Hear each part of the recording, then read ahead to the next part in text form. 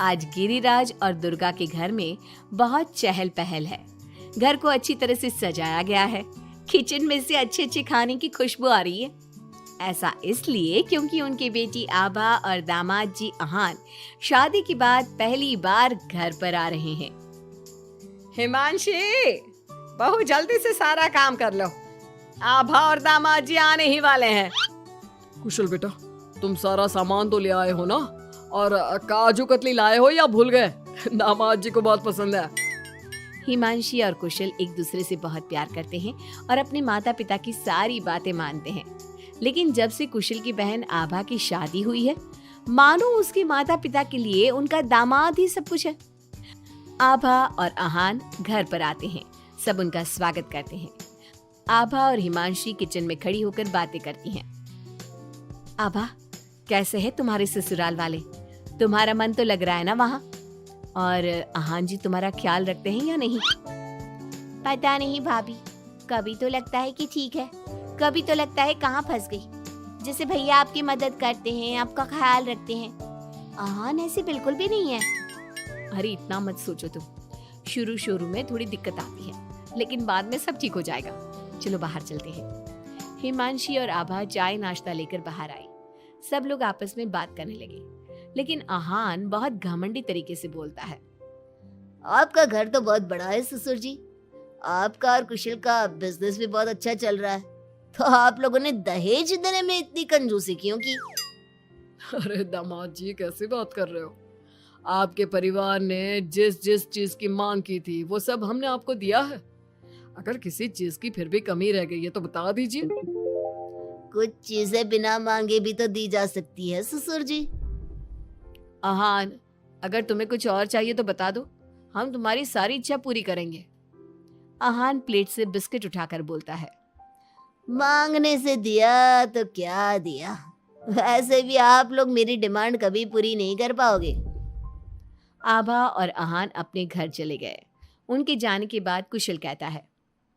Mummy, हमने आभा की शादी गलत घर में तो नहीं कर दी?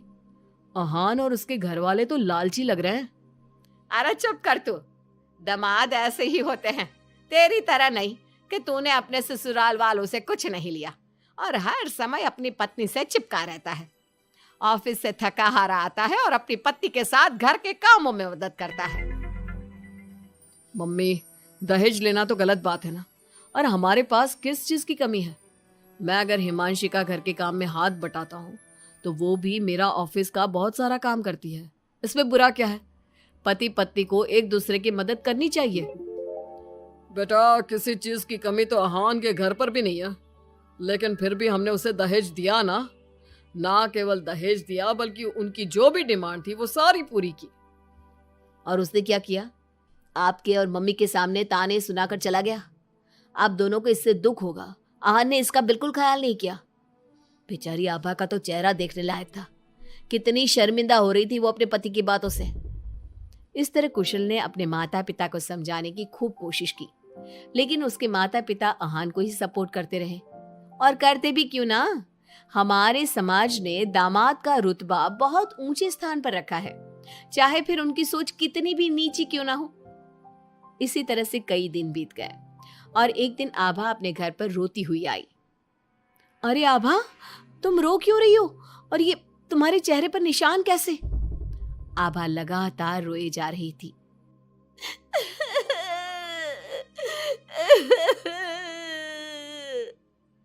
अरे बता मेरी बच्ची, क्या हुआ है तुझे? मत रो इस तरह, मेरा तो दिल बैठा जा रहा है। क्या हुआ है बेटा? हिमांशी और दुर्गा के बार बार पूछने पर आभा ने बताया। मम्मी, मुझे अहान ने बहुत मारा है। क्या? दामाद जी ने तुझ पर हाथ उठाया? लेकिन क्यों? वो रोज शराब पी कर आते हैं और मुझे मारते हैं, लेकिन आज तो उन्होंने हद ही कर दी। क्या अहान जी शराब पीते हैं? ये बात तो उनके घर वालों ने बताई नहीं थी। अरे कौन अपने बच्चों की कमियां बताता है? आने दे तेरे पापा को, वही बात करेंगे अहान और उसके घर वालों से। शाम को जब गिरिराज और कुशल घर पर आए तो उन्हें आभा का चेहरा देखकर बहुत गुस्सा आया, लेकिन वो करते भी क्या? आखिर अहान घर का दामाद है।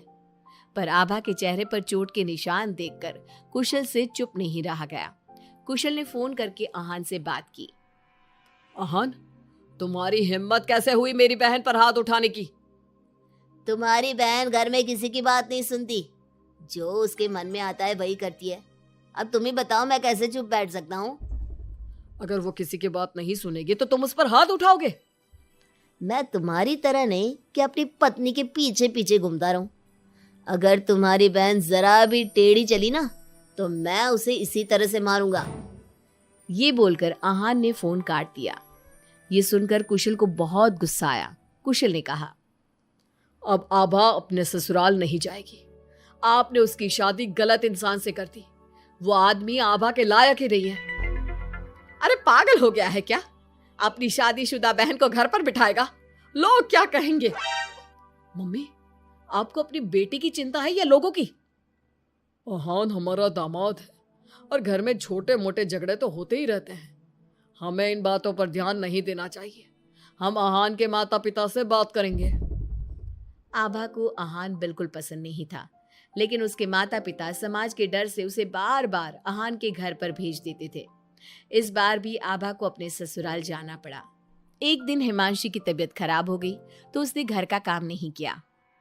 तबीयत खराब होने का बहाना बनाकर सुबह से लेटी है। तुझे इस घर में जितना आराम मिला है ना, दुनिया में किसी बहू को कहीं इतना आराम नहीं मिला होगा। तेरा तो पति भी तेरे साथ काम कराता है। देख मेरी आभा को, बेचारी कितना पिटती है अपने पति से और सारे घर का काम खुद ही करती है। शाम को जब कुशल घर आता है तो हिमांशी उसे सारी बात बताती है। तुम मम्मी की बात का बुरा मत माना करो। मम्मी चाहती है कि मैं उनके निकम्मे दामाद की तरह बन जाऊं, जो अपनी पत्नी की बिल्कुल भी इज्जत नहीं करता। लेकिन मैं ऐसा नहीं बन सकता। कुशल ने हिमांशी का बहुत ख्याल रखा और वो जल्दी ही ठीक हो गई। वहीं आहान आभा के साथ बहुत बुरा बर्ताव करता था। आभा के माता पिता ना तो आभा की बात सुनते और ना ही कुशल की।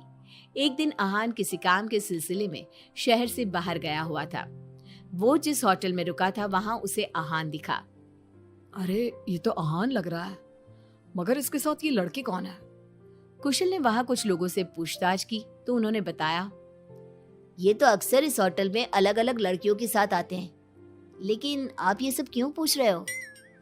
कुशल बिना कुछ बोले वहां से चला जाता है और घर आकर सभी को ये बात बताता है। लेकिन उसके माता पिता को तो इस बात से भी कोई फर्क नहीं पड़ा। अरे बेटा, इस बात को यहीं खत्म कर दो। हम आहान से क्या कह सकते हैं? आखिर वो हमारे घर का दामाद है। बेटा देख, ये बात ना आभा को मत बताना, नहीं तो उसे बहुत बुरा लगेगा। आप दोनों किस मिट्टी के बने हैं? दामाद दामाद कहकर आपने उसे सर पर चढ़ा दिया। मैं आपकी बहू के साथ अच्छा बर्ताव करता हूं तो आप मुझे झोरू का गुलाम कहते हैं। और आहान आपकी बेटी को जानवर की तरह पीटता है, आप तब भी उससे बात करने की हिम्मत नहीं करते। आप लोग बेटे और दामाद में इतना फर्क क्यों करते हो? बेटा, दामाद को तो सर का ताज समझा जाता है। हमेशा से ऐसा ही चलता आया है। अरे हमारे समाज ने ऐसे ही नियम बनाए हैं। चाहे वो आपकी बेटी के साथ कैसा भी बर्ताव करे, उसे जानवरों की तरह मारे पीटे। मम्मी, ये पुराने जमाने की बातें हैं। आजकल कोई पढ़ी लिखी लड़की इतना नहीं पीट रही जितनी हमारी आभा पीट रही है, वो भी सिर्फ आप दोनों की वजह से। मैं आज ही उसके ससुराल जाकर उसे सारी बात बता दूंगा और आखिरी फैसला उसका होगा। कुशल और हिमांशी आभा के पास जाकर उसे आहान की सारी सच्चाई बता देते हैं। आभा अपने भाई के साथ आ जाती है। घर आकर वो अपने पति को तलाक के पेपर भेजती है। हालांकि गिरिराज और दुर्गा अभी भी अपने दामाद के साथ है और तलाक के खिलाफ। उनको अभी भी समाज की चिंता है, बेटी की नहीं।